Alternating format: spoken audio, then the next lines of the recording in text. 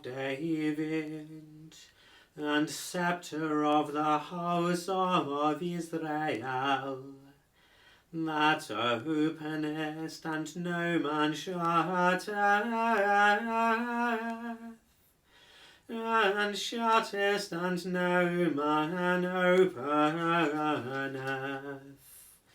Come and bring the prisoner out of the prison house, and him that sitteth in darkness and the shadow of death. Welcome once again to Chant for today, where I've just sung for you in English the fourth of the great O Antiphons, these significant parts of the evening liturgy which are used in these final days of Advent as we prepare for Christ's coming at Christmas. It might seem like a strange name to use, O Key of David, but this again is very clearly a reference to Jesus whose coming we look forward to. The reference comes, as so many of these bits of the liturgy do, from the book of Isaiah.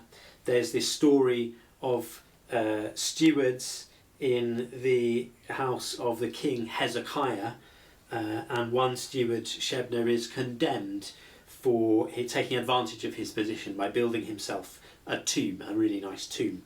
And Isaiah delivers this prophecy to him: "Oh, you disgrace to your master's house, I will thrust you from your office and you will be pulled down from your post." And in his place there is the promise that I will call my servant Eliakim, son of Hilkiah.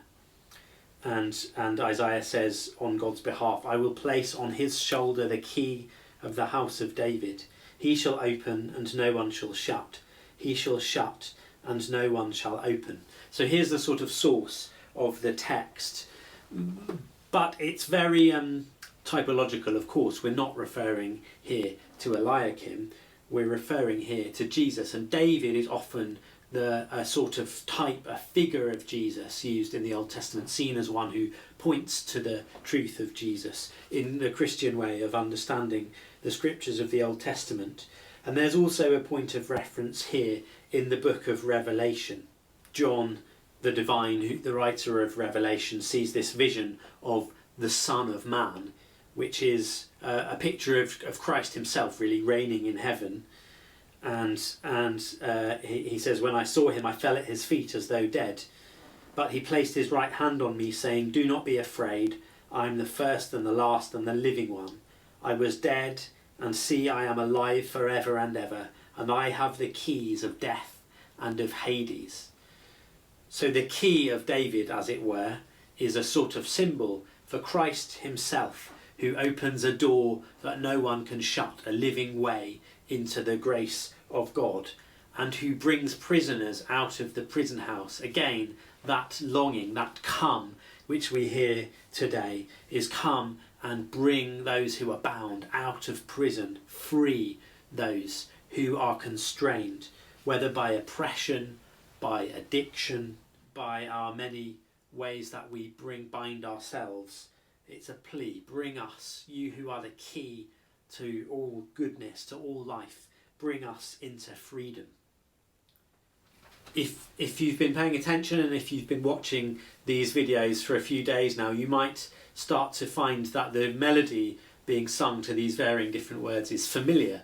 And it might be worth just saying a little bit about that. Of course, the melody for all the antiphons is very similar.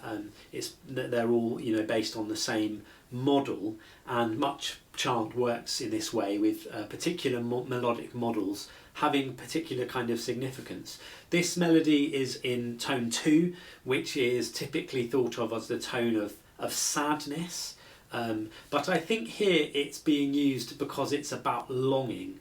It's about this recognition that the world as it is not as we want it to be. It's about this hope for the one who comes to bring transformation and it's a sort of, there's an extended season here, isn't there, of just feeling that lack, feeling that longing, feeling the sadness of our own need as we recognise that need and look forward to the coming of Christ at the end of time, and the coming of Christ, which we will celebrate in just a few days for Christmas, which begins to meet that need in his kingdom coming both now and yet to be fulfilled.